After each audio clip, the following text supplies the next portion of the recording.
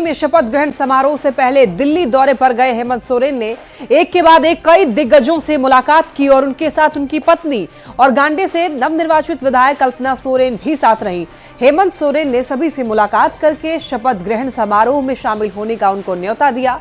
बता दें आपको, रांची के मोरहाबादी मैदान में 28 नवंबर को शपथ ग्रहण समारोह है, जिसको लेकर हेमंत सोरेन दिल्ली गए हुए हैं और दिल्ली में कार्यवाहक सीएम हेमंत सोरेन की जिनसे मुलाकात हुई उनमें पीएम नरेंद्र मोदी, गृह मंत्री अमित शाह, दिल्ली के पूर्व मुख्यमंत्री अरविंद केजरीवाल के साथ साथ कांग्रेस अध्यक्ष मल्लिकार्जुन खड़गे और राहुल गांधी जैसे दिग्गज नेता शामिल हैं। इनमें से कई नेता शपथ ग्रहण समारोह में शामिल होने के लिए रांची आ सकते हैं। टीवी स्क्रीन पर ये 4 तस्वीरें आप देख रहे हैं, जिसमें पीएम मोदी से मुलाकात की तस्वीर, अमित शाह से मुलाकात की तस्वीर भी आप देख पा रहे हैं। वहीं कांग्रेस के दिग्गजों से भी इन्होंने मुलाकात की, जिसमें राहुल गांधी, मल्लिकार्जुन खड़गे से मुलाकात की तस्वीर आप देख पा रहे हैं। वहीं अरविंद केजरीवाल से भी मुलाकात हुई है, सभी को न्योता दिया गया है। झारखंड के कार्यवाहक मुख्यमंत्री हेमंत सोरेन अपनी पत्नी के साथ दिल्ली में अमित शाह से मिले और कल्पना सोरेन और हेमंत सोरेन ने केंद्रीय गृह मंत्री अमित शाह से संसद भवन में मुलाकात की। अमित शाह से मुलाकात के बाद हेमंत सोरेन ने कहा कि जीत के बाद सबका आशीर्वाद ले रहे हैं।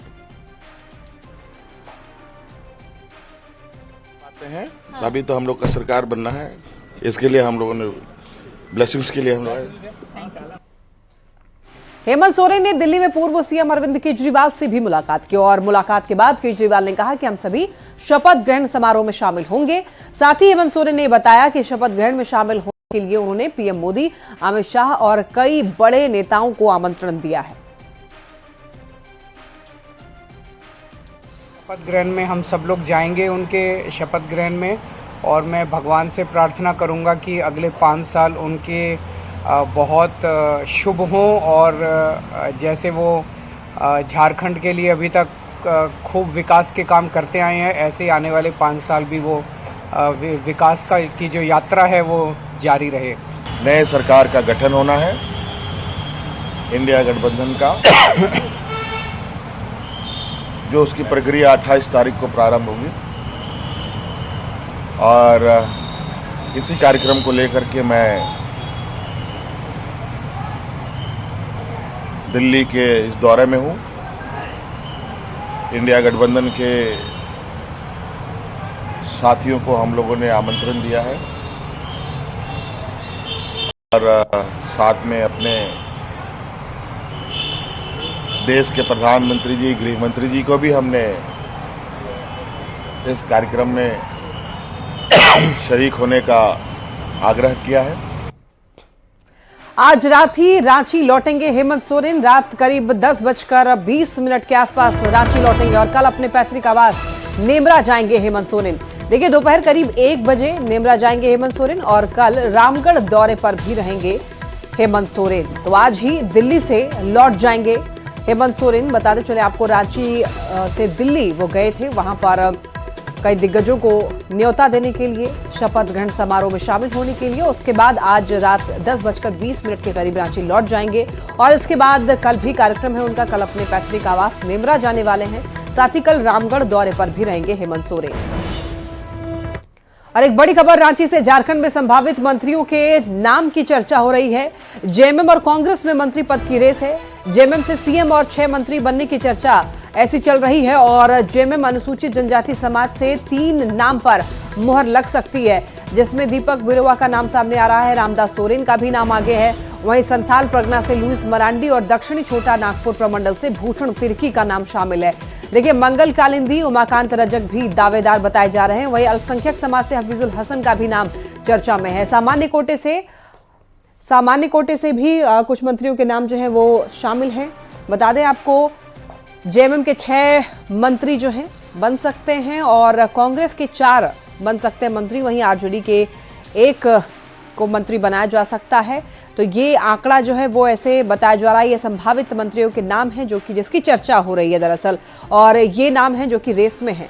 भूषण तिर्की का नाम है, मंगल कालिंदी का भी नाम चल रहा है, उमाकांत रजक नाम की भी चर्चा हो रही है, मथुरा महतो हैं, योगेंद्र प्रसाद हैं और सविता महतो भी हैं। तो वहीं सुदिव्य कुमार सोनू भी है जिनकी चर्चा हो रही है, हफीजुल हसन भी हैं, अनंत प्रताप देव भी हैं जिनका जिनके बारे में चर्चा हो रही है, बातें हो रही हैं। रामेश्वर उरांव भी हैं, शिल्पी नेहा तिर्की हैं जिनके बारे में बात हो रही है, और राजेश कच्छप है, नमन विक्सल कोंगाड़ी हैं, सुरेश बैठा है और राधा कृष्ण किशोर हैं। ये सभी जो हैं कांग्रेस के हैं जिनके बारे में बात हो रही है। ममता देवी हैं, साथ ही साथ निशात आलम भी हैं जिनके बारे में बात हो रही है। इरफान अंसारी के नाम की भी चर्चा है। दीपिका पांडे सिंह के बारे में भी बातचीत हो रही है।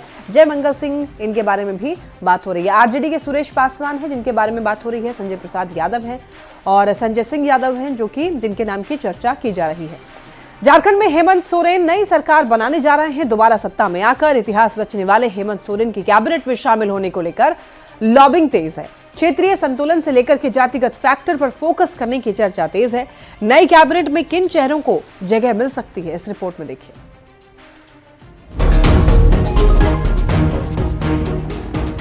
चुनाव में बम्पर जीत के बाद झारखंड की सत्ता में हेमंत सरकार की ऐतिहासिक वापसी हुई है। शानदार रिजल्ट के बाद रांची के मोरहाबादी मैदान में हेमंत सोरेन चौथी बार सीएम पद की शपथ लेने जा रहे हैं। नई कैबिनेट के गठन को भी अंतिम रूप दिया जा रहा है।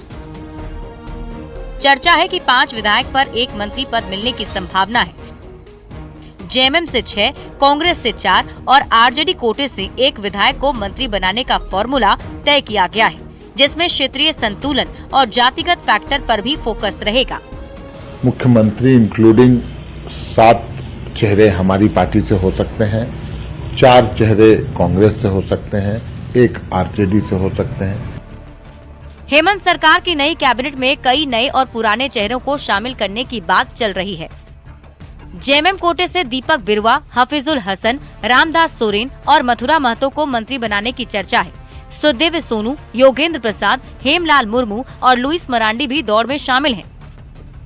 कांग्रेस कोटे से रामेश्वर उरांव, इरफान अंसारी, दीपिका पांडे सिंह को फिर से मौका देने पर विचार किया जा रहा है।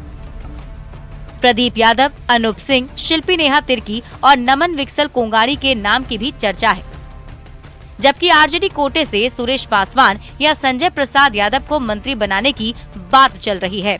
हम लोग सभी वर्ग के लोगों को और सभी क्षेत्र के लोगों को प्रतिनिधित्व देने का काम करेंगे। हमारे जो मंत्री होंगे, हमारे विधायक दल के नेता होंगे, हमारे मुख्य सचेतक होंगे, ये 5 प्रमंडल में निश्चित रूप से हम लोग इसको प्रतिनिधित्व देने का काम करेंगे। क्षेत्रीय गुणागणित के साथ साथ जाति धर्म के फैक्टर को लेकर भी लॉबिंग तेज है। पिछली बार 2019 में जेएमएम से 5, कांग्रेस से 4 और आरजेडी कोटे से 1 मंत्री बनाए गए थे, जबकि 1 मंत्री पद खाली रह गया था। इस बार देखना होगा कि कौन से मंत्री रिपीट होते हैं और किन नए चेहरे को हेमंत सोरेन की कैबिनेट में जगह मिलती है। रांची संवाददाता अविनाश के साथ ब्यूरो रिपोर्ट, न्यूज़ 18। झारखंड में प्रचंड बहुमत के साथ हेमंत सोरेन सरकार ने वापसी की है। अब नई कैबिनेट में मंत्री पद को लेकर बातचीत भी शुरू हो गई है। कांग्रेस और जेएमएम के बीच मंत्रिमंडल को लेकर बातचीत जारी है। कांग्रेस में मंत्री पद के कई दावेदार पूर्व पार्टी सांसद धीरज साहू से मिले और अपनी बात रखी। धीरज साहू ने कहा कि मंत्री पद पर अंतिम फैसला कांग्रेस आलाकमान करेगा। देखिए, इसका निर्णय आलाकमान लेगा और आप कुछ दिन इंतज़ार कीजिए, बहुत जल्द इसका फैसला हो जाएगा। क्योंकि अभी मुख्यमंत्री 28 को शपथ ग्रहण लेंगे, उसके बाद मंत्रिमंडल का गठन किया जाएगा। उसी के हिसाब से अभी बातचीत का दौर जारी है और जब होगा तो आपकी जानकारी आप लोगों को दे दिया जाएगा। सब कुछ तय हो गया है।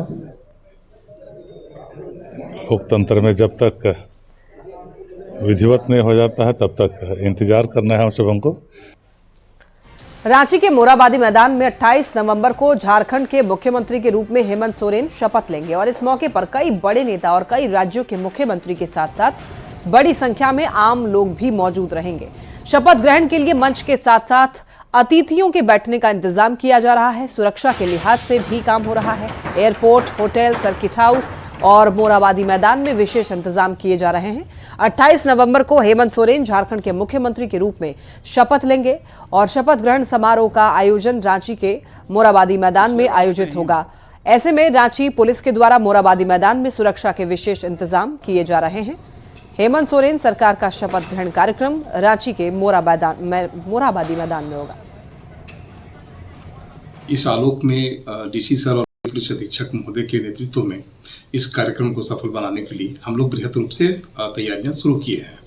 फिलहाल हम लोग मोरहाबादी में जो कार्यक्रम स्थल है उन स्थलों की विधि व्यवस्था के लिए हम लोगों ने अलग से बल लगाया है। साथ ही रूट लाइनिंग के लिए डेडिकेटेड फोर्स हम लोग के द्वारा जो प्रशिक्षित ट्रैफिक जवान हैं उनको लगाया जा रहा है। जो लोकल ऑफिसर्स हैं उनकी प्रतिनियुक्ति सुनिश्चित की गई है। मुख्यालय से पर्याप्त रूप से डीएसपी और आईपीएस की जो है मांग की गई है, हम लोग को जल्द अभी प्राप्त होने वाला है। उस आलोक में सभी एक एक छोटे छोटे जगह पर जो है उनकी कार्य की बंटवारा हम लोग के द्वारा किया जा रहा है। जेएमएम महासचिव सुप्रियो भट्टाचार्य ने बीजेपी पर संवैधानिक संस्थानों पर हमले का आरोप लगाया है। उन्होंने कहा है कि बीजेपी ने सत्ता पक्ष पर कई अनर्गल आरोप लगाए थे। झारखंड की जनता ने बीजेपी के झूठे आरोपों का करारा जवाब दे दिया है। ये बड़ी खबर रांची से, बीजेपी पर जेएमएम का बड़ा आरोप। बताते चले आपको, सुप्रियो भट्टाचार्य ने कहा है संवैधानिक संस्था पर हमले का आरोप लगाया है सुप्रियो भट्टाचार्य ने। केंद्र शासित प्रदेश है, उसमें भी शेड्यूल के तहत शासन व्यवस्था को कायम किया गया है। 2015 नवंबर को जब हम राज्य अलग हुए तब हम 5वीं अनुसूची के राज्य के तौर पर हम अनुसूचित हुए थे। हमारे 13 जिलों में पूरी तरह से शेड्यूल 5 लागू है और 11 जिलों के भी 2 जिलों में आंशिक तौर पर 5th शेड्यूल लागू है, जिसमें एक गोड्डा है और एक पलामू। और प्रधानमंत्री ने जिन शब्दों का प्रयोग किया कि जनता द्वारा नकारे गए,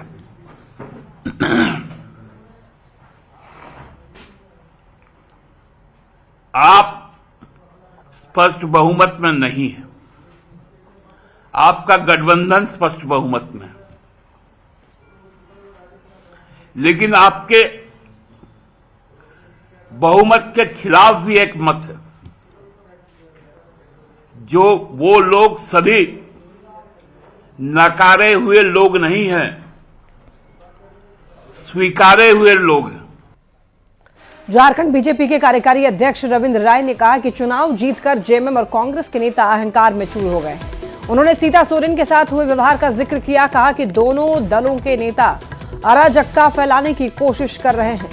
तो बड़ा आरोप लगाया है बीजेपी की तरफ से, जेएमएम और कांग्रेस अहंकार में चूर है और कहा है कि अराजकता फैलाने की कोशिश हो रही है। बीजेपी नेता रविंद्र राय का ये बड़ा आरोप है जेएमएम और कांग्रेस पर। आज बहुत दुख के साथ मुझे इस बात को कहना पड़ रहा है कि झारखंड मुक्ति मोर्चा और कांग्रेस के जो समर्थक हैं, इस चुनाव में जो परिणाम आया है उसके बाद या तो वो अहंकार से चूर हो गए हैं, परिपूर्ण हो गए हैं और लोकतंत्र को कलंकित करने की कोशिश कर रहे हैं।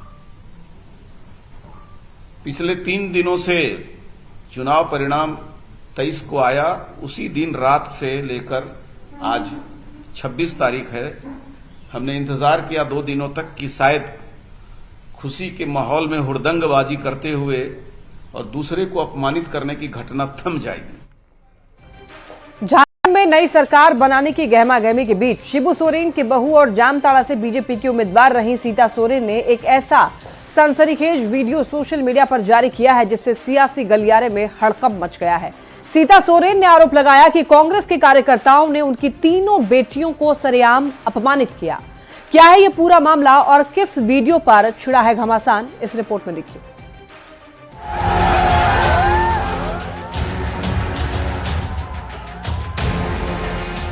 वीडियो में मेरी बेटियां जयश्री, राजश्री और विजयश्री सोरेन को कांग्रेस कार्यकर्ताओं द्वारा अपमानित करते देखा मेरा दिल टूट गया। कांग्रेस जहां भी है वहां महिलाएं असुरक्षित हैं। ये आरोप दिशोम गुरु शिबू सोरेन की बहू और जामताड़ा से बीजेपी की उम्मीदवार रही सीता सोरेन का है। मंगलवार की शाम सीता सोरेन ने अपने ऑफिशियल एक्स अकाउंट पर इस वीडियो को पोस्ट किया और आरोप लगाया कि कांग्रेस महिलाओं के लिए खतरा है। बेटियों के साथ बदतमीजी का इल्जाम कांग्रेस पर लगाते हुए सीता सोरेन ने लिखा है कि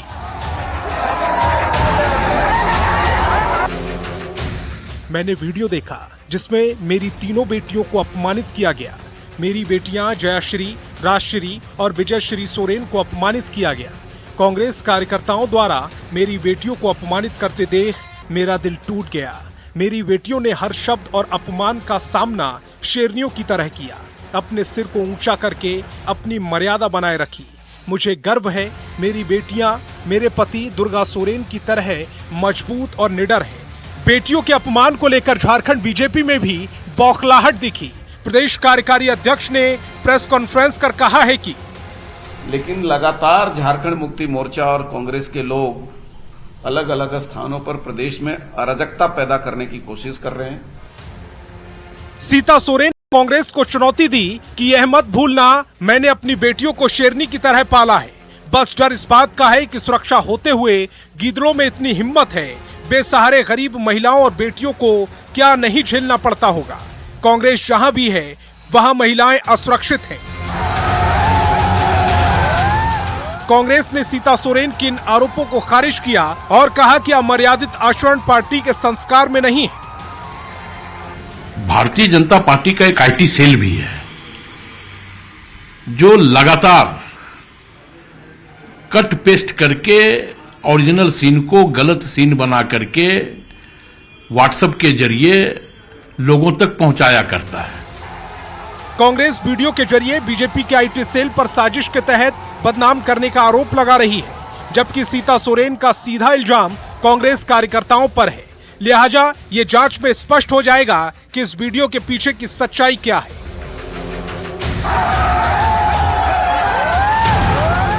रांची संवाददाता अविनाश कुमार के साथ ब्यूरो रिपोर्ट न्यूज़ 18। झारखंड विधानसभा में इस बार कल्पना सोरेन जेएमएम का महिला चेहरा होंगी, तो उनके जवाब में बीजेपी भी किसी महिला चेहरे की तलाश में है। झारखंड विधानसभा में इस बार 12 महिला विधायकों का दबदबा दिखेगा। इनमें से सबसे बड़ा नाम किसी का है तो वो है कल्पना सोरेन का। इस बार जेएमएम के साथ साथ गठबंधन की शानदार विजय में उनकी भी बेहद अहम भूमिका रही।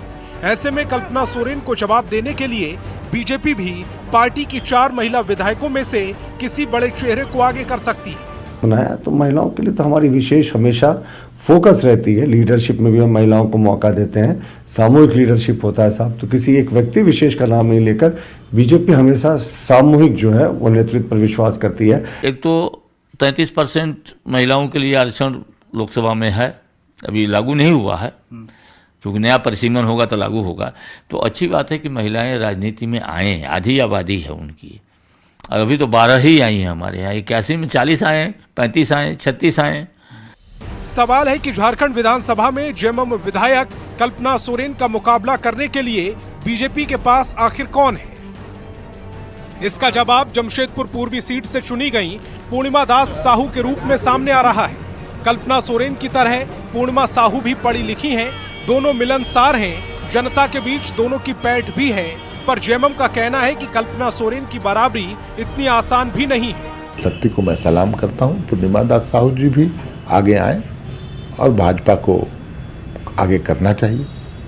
वो भी महिला है, सामर्थ्यवान हो सकती हैं, उनमें भी कुछ छुपी हुई प्रतिभा हो उसका भी सामने आएगा तो तब आकलन किया जा सकता है। जो पूर्णिमा दास है वो बहुत ही एनर्जेटिक है वो, और अगर उसको मौका मिला तो वो भी कुछ करिश्मा दिखा सकती है। अब यह मौका आगे मिलने की बात है। कल्पना जी को मौका मिला, वो टीचर थी, स्कूल चलाती थी, वो उसको मौका मिला, उसने कीर्तिमान स्थापित किया। जाहिर है इस बार सदन में कल्पना सोरेन और पूर्णिमा दास साहू के साथ साथ 12 महिला विधायकों का जलवा दिखने वाला है। झारखंड के इतिहास में अब तक सबसे ज्यादा 12 महिला विधायक चुनकर पहुंची हैं। ऐसे में बीजेपी की पूरी कोशिश होगी कि वह कल्पना सोरेन के मुकाबले एक तेज तर्रार चेहरा खड़ा कर सके ताकि बीजेपी की सियासी गृहस्थी किनारे लग सके। कैमरामैन संजीव तिवारी के साथ संजय कुमार सिन्हा, न्यूज़ 18 रांची। डुमरी से विधायक चुने जाने के बाद जेएलकेएम नेता जयराम महतो धनबाद के तोपचांची पहुंचे। नेरो गांव के ग्रामीणों ने उनका जोरदार स्वागत किया। इस दौरान जयराम महतो ने डुमरी के साथ साथ टुंडी की जनता का भी आभार जताया। उन्होंने कहा कि टुंडी मेरा घर और मेरा परिवार है, टुंडी से मेरी भावनाएं जुड़ी हुई हैं। की जनता का भी आभार। टुंडी मेरा घर है, टुंडी मेरा परिवार है और टुंडी से मेरी भावनाएं हैं। टुंडी से मेरे बाप दादा का टुंडी है, तो भले हम चुनाव डुमरी से जीत के आए लेकिन टुंडी भी उसी समान नज़र के साथ हम टुंडी में भी डटे हुए रहेंगे। टुंडी में भी हम अपनी सेवा देते हुए दिखेंगे। आज यहाँ हम आए हैं तो इनको भी बहुत बहुत धन्यवाद टुंडी की तमाम जनता का। खूंटी में जरियागढ़ पुलिस ने प्रेमिका की हत्या के आरोप में प्रेमी नरेश भेंगरा को गिरफ्तार करके जेल भेज दिया है। आरोपी ने अपनी प्रेमिका की हत्या कर शव को छिपाने के लिए झाड़ी में फेंक दिया था। पुलिस से पूछताछ में आरोपी ने जुर्म स्वीकार कर लिया है। उसकी निशानदेही पर हत्या में प्रयुक्त औजार और अन्य सामान भी बरामद कर लिया गया है। आरोपी ने 1.5 साल तक प्रेमिका के साथ संबंध रखा और उसके बाद हत्या की वारदात को अंजाम दिया।